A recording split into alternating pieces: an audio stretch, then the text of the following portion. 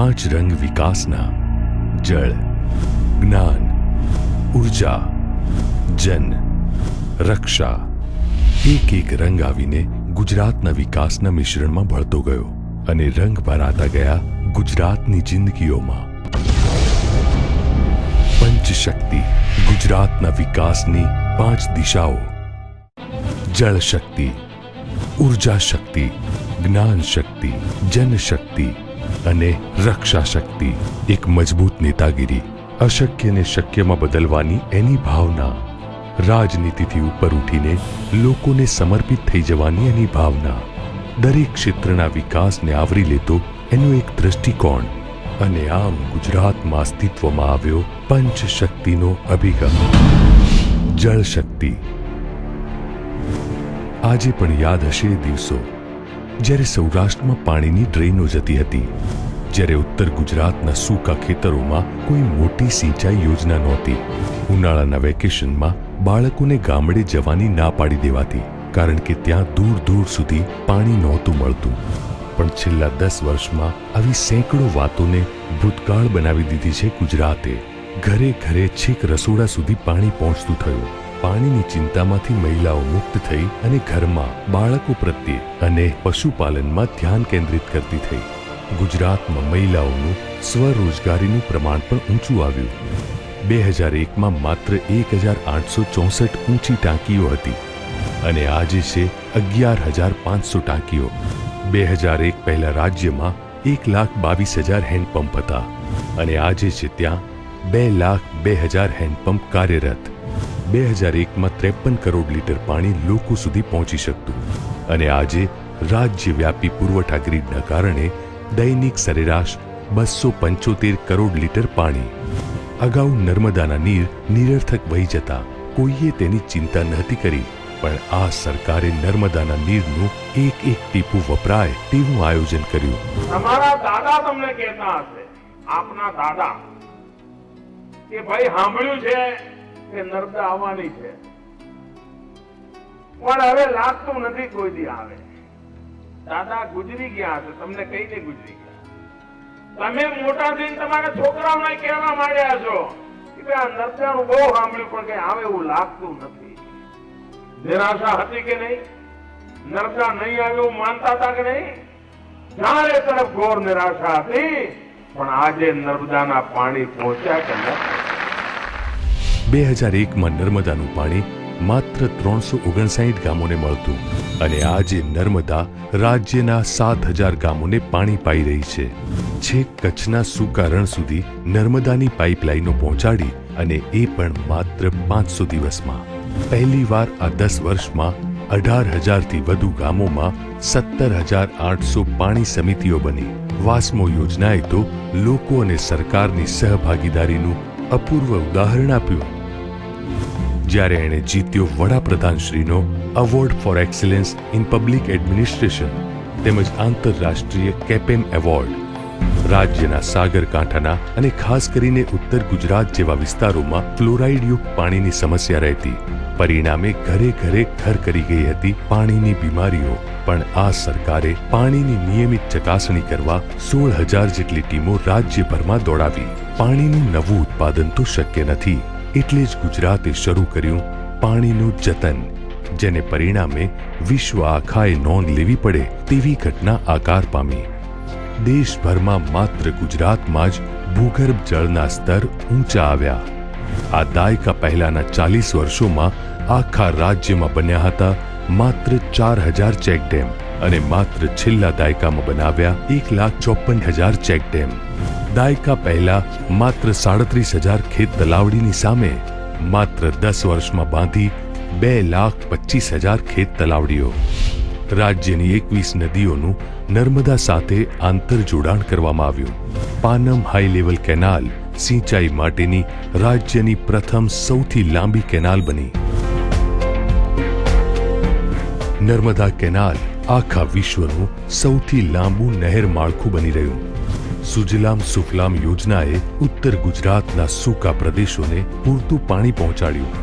નર્મદા અને સરસ્વતીનો કર્યો મહાસંગમ, જેને કારણે દાયકા પહેલા આપણી કૃષિની આવક જે માત્ર 14,000 કરોડ હતી તે આજે 96,000 કરોડ પર પહોંચી છે. માત્ર 2.09% પર લથડતો રાજ્યનો કૃષિ વિકાસ દર વધીને આજે 11%એ પહોંચ્યો. પોતાના ગામ, વતન અને ખેતીવાડી છોડીને શહેરમાં સ્થળાંતર કરતા યુવાનો આજે ખેત સમૃદ્ધિ જોઈને પોતાના વતન પાછા ફરી રહ્યા છે અને ગામડાઓ ફરી પાછા ધમધમતા થઈ રહ્યા છે. આ બધી કલ્પનાઓને હકીકતમાં જીવી રહ્યું છે ગુજરાત અને જળભીના ભવિષ્યમાં કંકુ પગલા કરી રહ્યું છે ગુજરાત. ઉર્જા શક્તિ. હજારો ગામો આઝાદીના 60 વર્ષ પછી પણ દીવાના અજવાળે જમતા ભણતા હોય તો શું કરવાની એ આઝાદીને? એ જ ગુજરાતમાં આજે તમામ 18,000 ગામડાઓ 24 કલાક અવિરત 3 ફેઝ વીજ પુરવઠો મેળવી રહ્યા છે. અવિરત ઉર્જાથી ખેતી, ઉદ્યોગો, શિક્ષણ, આરોગ્ય બધી જ સેવાઓ છેક છેવાડાના લોકો સુધી પણ પહોંચી શકી છે. મુખ્યમંત્રીશ્રીના વિચાર મંથનના પરિણામે અમલમાં આવી ક્રાંતિકારી યોજના જ્યોતિગ્રામ યોજના. મુખ્યમંત્રીશ્રીના આ એક અભિગમને કારણે આજે ગુજરાત બન્યું દેશનું એકમાત્ર રાજ્ય જેના તમામ 18,000 ગામડાઓ સતત 3 ફેઝ વીજળીની સુવિધા મેળવી રહ્યા છે. અને આ બધું શક્ય બન્યું માત્ર 1000 દિવસમાં. हिंदुस्तान के बड़े बड़े शहरों में भी 24 घंटे बिजली उपलब्ध नहीं है, लेकिन गुजरात एक प्रदेश है दूर सुदूर गांवों में भी जंगलों में रहने वाले लोगों को भी 24 घंटे 3 फेज अनइंटरप्टेड पावर पहुंचाने के लिए इस ज्योतिग्राम योजना का जन्म हुआ. ગુજરાત વિદ્યુત બોર્ડનું પુનઃગઠન પણ ગુજરાતના ઉર્જા વિકાસમાં સીમાચિહ્નરૂપ બની રહ્યું. જીઈબીને 7 પેટા કંપનીમાં વિભાજિત કરીને આજે ડિસ્ટ્રીબ્યુશન અને ટ્રાન્સમિશન લોસ 37%થી ઘટાડીને 21% સુધી પહોંચાડ્યો છે. અને આજે ગુજરાત બન્યું છે દેશનું એકમાત્ર પાવર સરપ્લસ સ્ટેટ. ભાઈઓ, આપણે યોજનાબદ્ધ રીતે વીજળીના કારખાના કાઠિયાવાડમાં પણ નાખ્યા, વીજળીના કારખાના કચ્છમાં પણ નાખ્યા, વીજળીના કારખાના ઉત્તર ગુજરાતમાં પણ નાખી રહ્યા છીએ. આમ વીજ ઉત્પાદન ગુજરાતના જુદા જુદા બધા જ ક્ષેત્રોમાં થાય એ દિશામાં આપણે કામ આદર્યું છે અને એનો લાભ મળે છે. ભાઈઓ, ગયા 10 જ વર્ષમાં આ સરકારના કાર્યકાળમાં 10 જ વર્ષમાં વીજળીનું નેટવર્ક જે કર્યું છે, કેબલ નાખ્યા છે, વાયરિંગ કર્યું છે મુખ્ય વીજ વહન માટે. તમે આખા ગુજરાતની 5 વખત પરિક્રમા કરો ને અને જેટલા કિલોમીટર થાય એના કરતા વધારે કિલોમીટરના કેબલ આ 10 જ વર્ષમાં આખા ગુજરાતમાં પાથર્યા છે અને પાથરીને આપણે સેવા. વીજ કાપ અને કટોકટીમાંથી ઉપર ઉઠીને ગુજરાતે એક નવું સપનું જોયું. ગુજરાતને ગેસ આધારિત અર્થતંત્ર બનાવવાનું અને દેશની પેટ્રો કેપિટલ બનવાનું. અને આ સપનું પણ સાચું કરીને બતાવ્યું ગુજરાતે માત્ર 10 વર્ષમાં. આપણું રાજ્ય આજે દેશભરમાં સૌથી મોટું ઓનલેન્ડ ઓઇલ અને ગેસ ઉત્પાદક રાજ્ય બન્યું છે. આજે દેશના ઓનશોર ક્રૂડ ઓઇલ ઉત્પાદનમાં 54% અને કુદરતી ગેસના ઉત્પાદનમાં લગભગ 35% હિસ્સો ગુજરાતનો છે. આજે દેશની સર્વપ્રથમ રાજ્યવ્યાપી ગેસ ગ્રીડ ધરાવે છે આપણું ગુજરાત. ગેસ અને પેટ્રોલિયમ સેક્ટરમાં ગુજરાતે મોટી હરણફાળ ભરી છે. પહેલા ગેસનો બાટલો લેવા માટે ફાંફા મારવા પડતા હતા. આજે ગુજરાતની અંદર લાખો પરિવારોમાં જેમ રસોડામાં પાઇપલાઇનથી પાણી આવે છે એ જ રીતે આજે ગુજરાતમાં મારી બહેનોને રસોડામાં ચૂલો સળગાવવા માટે પાઇપલાઇનથી ગેસ મળે એના માટેનું આપણે કામ કરીએ. આજે ઉદ્યોગોને ગેસ પૂરો પાડનારું ગુજરાત દેશનું અગ્રેસર રાજ્ય બન્યું છે. ઉદ્યોગોને ગેસ મળતો હોવાથી હવે ઔદ્યોગિક પ્રદૂષણમાં પણ મોટા પ્રમાણમાં ઘટાડો જોવા મળ્યો છે. બિનપરંપરાગત ઉર્જા ક્ષેત્રે પણ પહેલું આપણું ગુજરાત જ. સૌર નીતિ ઘડનારું ગુજરાત દેશનું એકમાત્ર રાજ્ય અને 500 મેગાવોટ ક્ષમતા સાથે પાટણ નજીક આકાર લઈ રહેલો એશિયાનો સૌથી પહેલો સોલાર પાર્ક બનાવનાર પણ ગુજરાત. ઉર્જાના ઉત્પાદન કરનારા સંસાધનોની બચત એને ધ્યાનમાં રાખીને સોલાર એનર્જીનું ઉત્પાદન કર્યું છે. અને ભાઈઓ બહેનો, આ તમારા ઉત્તર ગુજરાતમાં રાધનપુર પાસે ઊભું કરેલો સોલાર પાર્ક એ માત્ર ગુજરાતનું સોલાર કેપિટલ બનવાનો છે એવું નહીં, આ ગુજરાતનો સોલાર પાર્ક આખી દુનિયાનું સોલાર કેપિટલ બનવાનો છે. આખી દુનિયામાં ક્યાંય એક સાથે આટલી મોટી સોલાર વીજ ઉત્પાદનનું કામ નથી થયું. એ બીડું આપણે ઉઠાવ્યું છે. અને આમ ગુજરાત નિર્વિવાદપણે બન્યું છે દેશની સોલર કેપિટલ. રાજ્યમાં પવન ઉર્જા ક્ષેત્રે ઉત્પાદન 165 મેગાવોટથી વધીને 1646 મેગાવોટ થયું છે. ગુજરાત એશિયાનું પ્રથમ અને દુનિયાનું બીજું રાજ્ય બન્યું છે જેણે અલાયદા ક્લાઇમેટ ચેન્જ ડિપાર્ટમેન્ટની રચના કરી છે. આજે ગુજરાત 2 LNG ટર્મિનલ ધરાવતું દેશનું એકમાત્ર રાજ્ય બન્યું છે. આ ઉર્જા અને વિકાસ માત્ર આજનો નહીં, આવતીકાલનો પણ છે. 2015 સુધીમાં 1 લાખથી વધુ તાલીમબદ્ધ અને નિપુણ માનવ સંસાધન ઊભું કરવા માટે આપણી દીર્ઘદ્રષ્ટા સરકાર દ્વારા ગાંધીનગર નજીક પંડિત દીનદયાળ ઉપાધ્યાય પેટ્રોલિયમ યુનિવર્સિટીની સ્થાપના કરવામાં આવી છે. આ ઉર્જા બની છે વિકાસની શક્તિ 6 કરોડ ગુજરાતીઓની. જનશક્તિ. ગુજરાત સરકારે વિકાસને દરેક વ્યક્તિનો અધિકાર બનાવ્યો અને દરેકના ભાગનો વિકાસ તેમના ઘરે ઘરે પહોંચાડ્યો. તમે જાતે જ જુઓ, નર્મદાના ગામે ગામ પહોંચેલા પાણી, ગામે ગામમાં આરોગ્ય કેન્દ્રો અને આંગણવાડીઓ, 18,000 ગામડાઓમાં 12 માસ મળતી 3 ફેઝ વીજળી, દીકરીઓના જીવનમાં શિક્ષણનો કાયમી પ્રકાશ, સ્લમ્સમાં રહેતા ગરીબોના માથે વિકાસનું છત્ર, યુવાનો માટે તાલીમ, રોજગાર અને જ્ઞાન શક્તિની અઢળક તકો. આ છે ગુજરાતના વનબંધુઓ, સાગર ખેડુઓ, અગરિયાઓ, મહિલાઓ, બાળકો, યુવાનો, ખેડૂતો, વેપારીઓ, ઉદ્યોગપતિઓ, 18,000 ગામડાઓ અને 150થી વધારે શહેરોની પોતાની શક્તિ. પહેલીવાર કોઈ સરકારે વિકાસની તાલીમ યોજી. કર્મયોગી મહાશિબિરો અને ચિંતન શિબિરોએ નવું સ્વસ્થ સરકારી તંત્ર રચ્યું. સદીઓથી આપણા દેશમાં સ્ત્રીઓને શક્તિ તો માનવામાં આવતી હતી, પરંતુ આઝાદી પછી પહેલીવાર આ સરકારે તેમનું સાચા અર્થમાં સશક્તિકરણ કર્યું, એટલે કે આર્થિક સશક્તિકરણ. આજે ગુજરાતમાં ગામોગામ રચાયેલા 2 લાખથી વધારે સખી મંડળો, તેમાં જોડાયેલી 26 લાખ બહેનો 1600 કરોડ રૂપિયાનો વહીવટ કરી રહી છે. જનશક્તિનું આના કરતા મોટું ઉદાહરણ કયું હોઈ શકે? અહીંયા યોજનાઓ મેળાઓ બનીને ઘર ઘર સુધી જાય છે. ગરીબ કલ્યાણ મેળા, 60 લાખ ગરીબોને 10,000 કરોડની સાધન સહાય. અહીંયા વિકાસ પણ ઉત્સવ બની જાય છે. અહીંયા દરેક તહેવાર લોક તહેવાર બની જાય છે.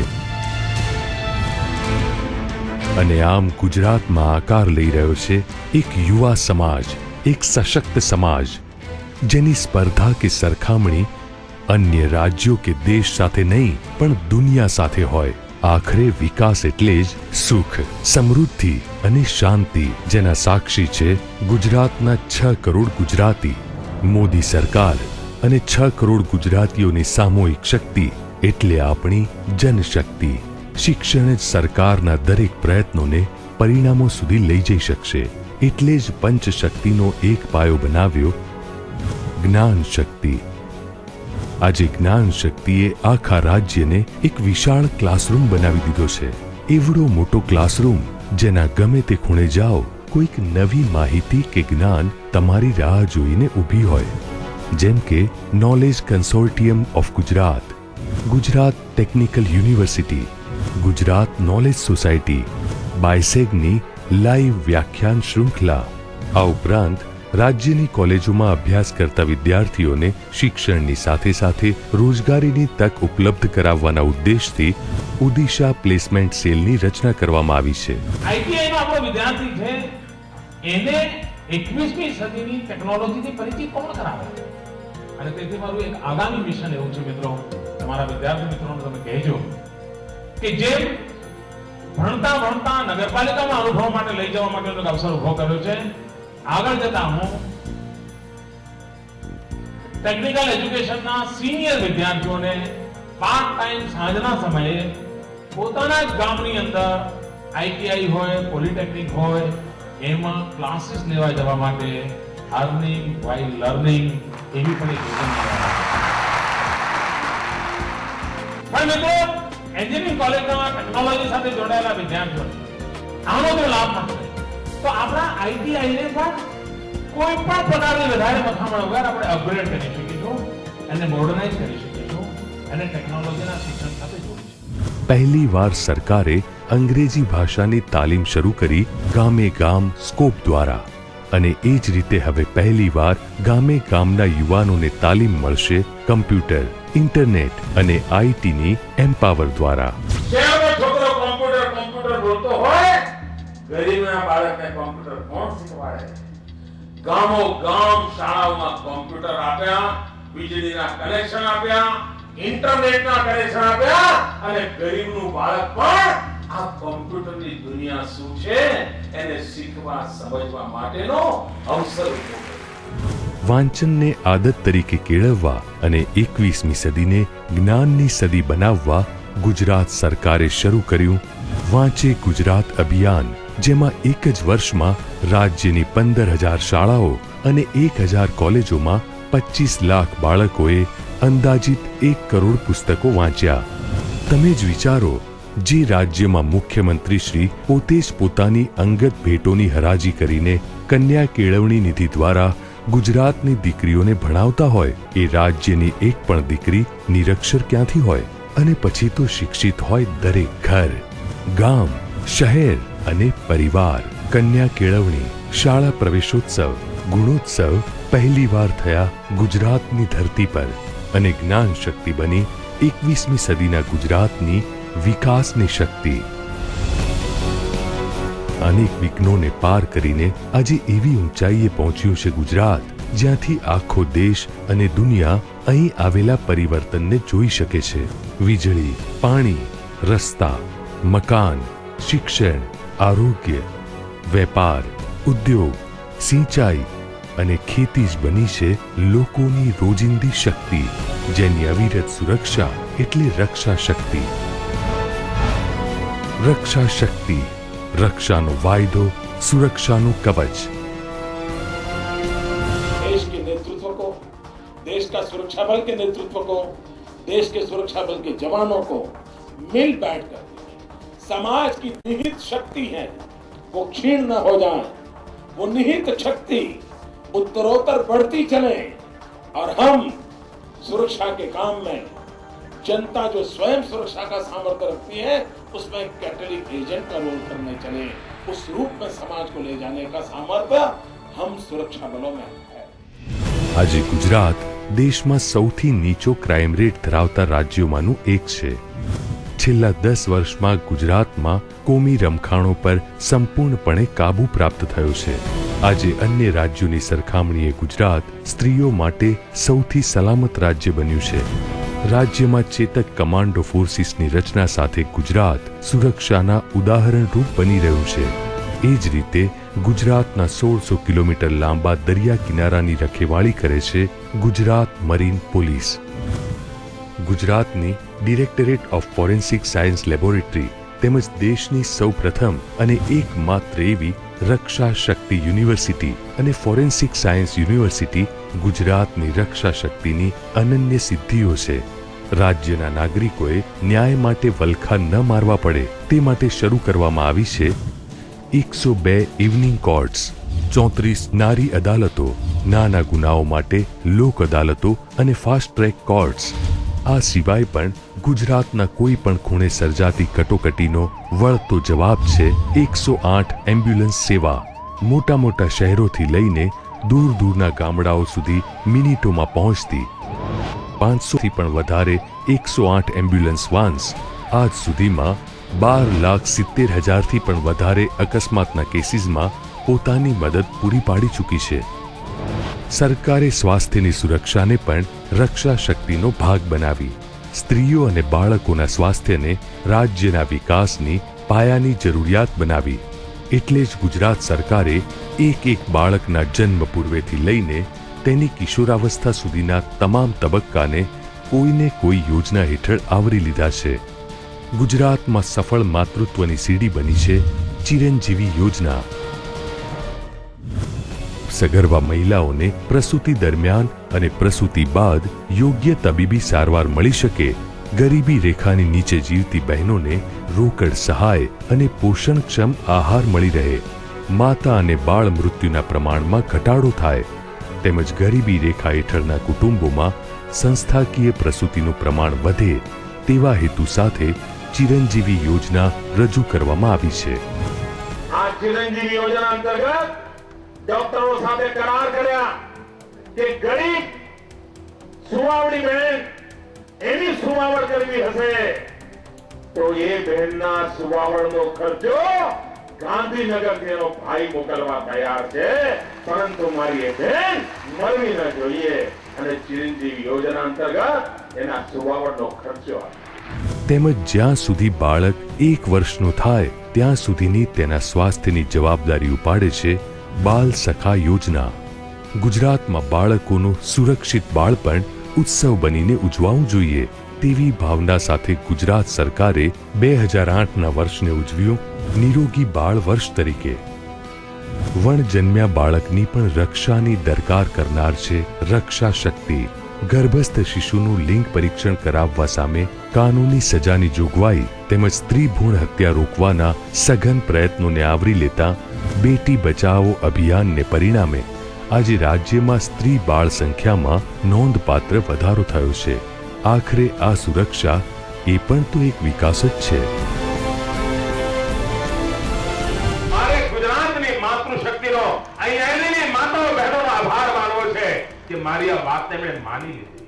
મારી વાતને માટે બહેનો લડતી રહી અને પોતાના પેટની અંદર જે દીકરી હતી એ દીકરીને જન્મ આપ્યો અને ગુજરાતની અંદર દીકરા દીકરી વચ્ચેનું જે અંતર હતું એ ઘટાડવાનું મોટું કામ મારી માતાઓ બહેનોએ કર્યું છે.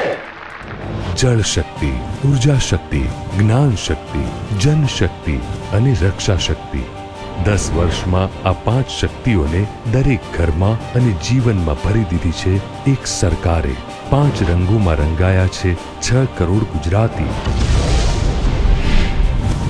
આને કહેવાય વિકાસ. સૌનો સાથ, સૌનો વિકાસ.